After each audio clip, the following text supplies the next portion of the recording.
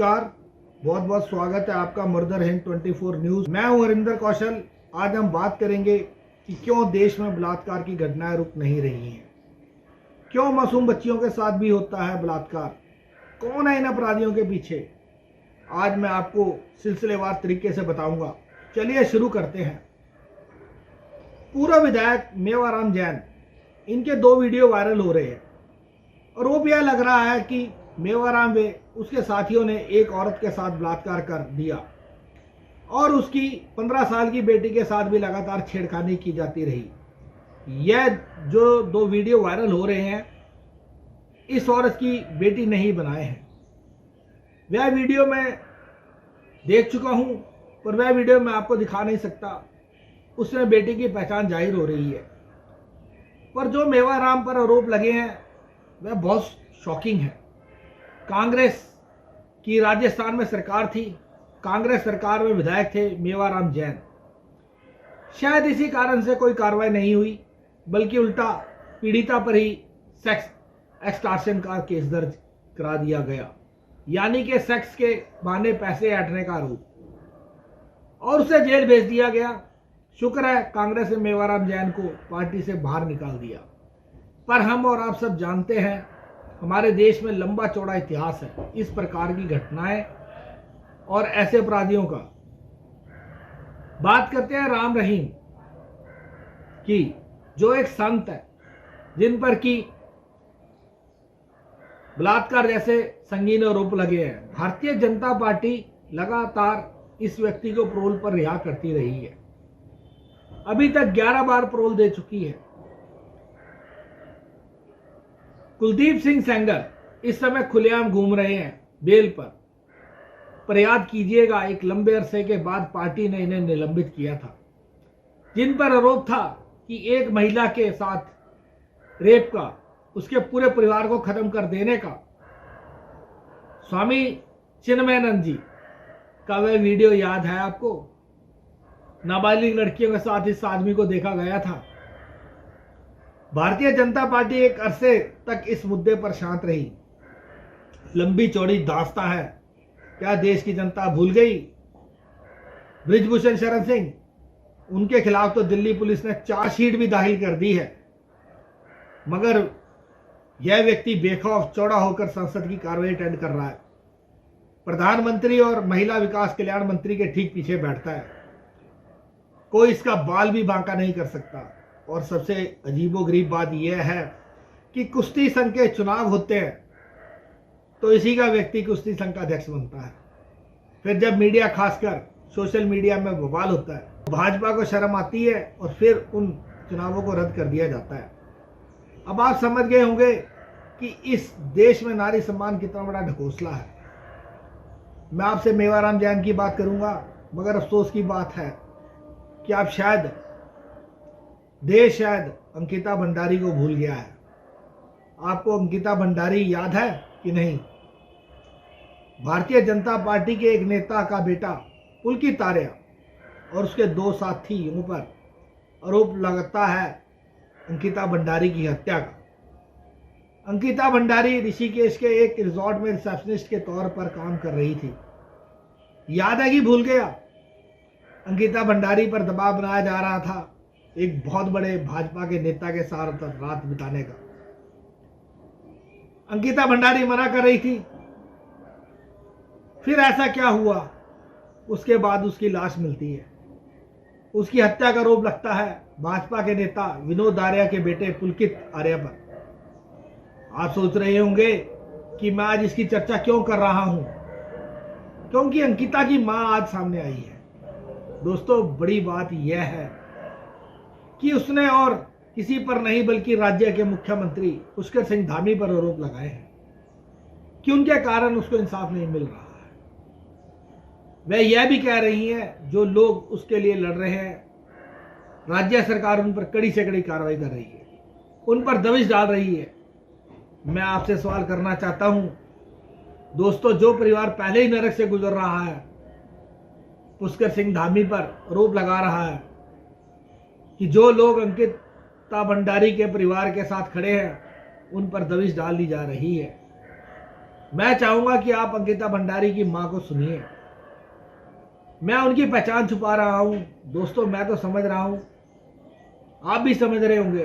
अंकिता भंडारी का परिवार पहले ही नरक से गुजर रहा है, मुसीबतों का सामना कर रहा है, पर मैं चाहूंगा कि आप अंकिता भंडारी की मां की आवाज को सुने, उसके आरोपों पर गौर कीजिएगा, क्योंकि आज अंकिता भंडारी की बात कोई नहीं कर रहा है। सब भूल गए अंकिता भंडारी को, उसको इंसाफ दिलाने को।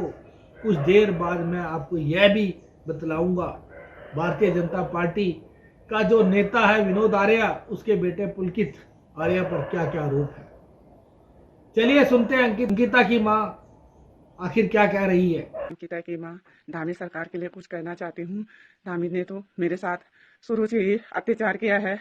धामी तो एकदम झूठा निकला, हमेशा झूठे वादे किए कि मैं ये करूंगा, मैं वो करूंगा, लेकिन आप सभी को पता है कि धामी ने कुछ भी नहीं किया। मुझे ना ही मेरी बेटी को न्याय दिया और ना ही हमें किसी प्रकार का न्याय अभी तक मिला। और यहाँ तक कि जो वो जेसीपी वाले हैं, जिसने परसों बयान दिया कि रेणु बिष्ट और प्रमोद कुमार ने इनके कहने पर उन्होंने जेसीपी चलाई, तो क्यों धामी सरकार ने अभी तक इन दोनों पर कार्रवाई नहीं की। मैं ये भी कहना चाहती हूँ कि उन्होंने हमारे आशुतोष भाई के खिलाफ मुकदमा दर्ज किया है, क्यों वो हमारे आशुतोष भाई के पीछे पड़े हुए हैं। एकमात्र वही तो है जो हमारी बेटी को न्याय दिलाना चाहते हैं, और उन्होंने उनकी मिसिस का ट्रांसफर भी पिथौरागढ़ करने की साजिश की है। मैं धामी सरकार को चेतावनी देती हूँ कि अगर उन्होंने आशुतोष भाई का मुकदमा वापस नहीं लिया और उनकी बीबी का ट्रांसफर वापस नहीं की, तो मैं यहीं पे अपने प्राण त्याग दूंगी, क्योंकि मेरे साथ 2 महीने से यहाँ बिस्तर में जिंदगी और मौत की जंग लड़ रही है। मैं पहले से परेशान हूँ। मैं धरने पे भी बैठ सकती थी वहाँ कलेक्टर के सामने, लेकिन मैं ऐसा नहीं करूंगी, क्योंकि मेरे सास बिस्तर में लेटी हुई है और जिंदगी और मौत की जंग लड़ रही है। उनका आज और कल कुछ पता नहीं है, लेकिन मुझे अभी अभी किसी ने बताया कि आशुतोष भाई के खिलाफ मुकदमा दर्ज कर दिया है। अगर आशुतोष भाई को कुछ भी हुआ, उनकी मिसेज का ट्रांसफर हुआ और उनको उनकी बीवी बच्चे को कुछ भी हुआ, तो पहले उन्हें अंकिता की माँ की लाश की गुजरना पड़ेगा। इसके बाद मैं धामी सरकार से कहती हूँ कि मैं नहीं जानती ये मुकदमा जल्दी से जल्दी उन्हें वापस लेना होगा। एक तरफ अंकिता की मां और दूसरी तरफ मेवाराम जैन का यह शॉकिंग वीडियो। आज हम मेवाराम की बात क्यों कर रहे हैं? मेवाराम का वीडियो उस समय का है जब राजस्थान में कांग्रेस की सरकार थी। मेवाराम जैन इस सरकार में विधायक थे। इस आदमी पर कोई दबाव नहीं था। दोस्तों याद कीजिए, जब अशोक गहलोत की सरकार थी तो उस वक्त नारी सम्मान को लेकर, नारी सुरक्षा को लेकर लगातार भारतीय जनता पार्टी ने चुनावी मुद्दा बनाया था, परंतु फिर भी विधायक मेवाराम जैन पर कोई कार्रवाई नहीं हुई थी। अब जब सरकार बदली तब जाकर यह मामला सामने आया। बेटी हूं, लड़ सकती हूं, यह नारा देना बहुत आसान है प्रियंका जी, पर बेटियों के साथ कथित तौर पर क्या हो रहा था, मेवाराम जैन विधायक के यहाँ 2 वीडियो वायरल हो रहे थे, वह इस बात के गवाह हैं। रही बात अंकिता भंडारी की, उसको तो हम सब भूल गए। मैं आपको बताना चाहता हूं कि पुलकित आर्या वे 2 अन्य लोगों पर किन गंभीर धाराओं में यह केस चल रहा है। कोर्ट की तरफ से तीनों आरोपियों पर हत्या, सेक्सुअल हैरेसमेंट, साक्ष्यों को छिपाने, आईपीसी की धाराओं और वेश्यावृत्ति के धंधे में धकेलने के मामले में भी वेश्यावृत्ति के नियमों के तहत आरोप तय किए गए हैं। कोर्ट ने मुख्य आरोपी पुलकित आर्या पर धारा 302 यानी हत्या, धारा 201 यानी सबूतों को छुपाना, धारा 354A यानी छेड़छाड़ एवं लज्जा भंग और अनैतिक दया व्यापार की धारा में आरोप लगाए हैं। दूसरे आरोपी सौरभ भास्कर पर आईपीसी की धारा 302 यानी हत्या, 201 यानी सबूत छुपाना और अनैतिक दया व्यापार में धकेलना नियम के तहत आरोप तय किए गए हैं। वही तीसरे आरोपी अंकित गुप्ता पर आईपीसी की धारा 302 यानी हत्या, 201 यानी सबूत छुपाना वे अनैतिक दया व्यापार में धकेलना नियमों के तहत आरोप तय किए गए हैं। इतने गंभीर आरोप, मगर सबसे बड़ी बात, भारतीय जनता पार्टी का वह कौन सा बड़ा नेता था जिसके चलते अंकिता पर यह दबाव बनाया जा रहा था कि रात को वह उस नेता के साथ कमरे में रात बिता। उसकी मां कह रही है मुझे इंसाफ मिलना चाहिए। क्या पुष्कर सिंह धामी एक मां को इंसाफ दिलाएंगे? कहीं पुष्कर सिंह धामी पुलकित आर्या पर नरम तो नहीं है?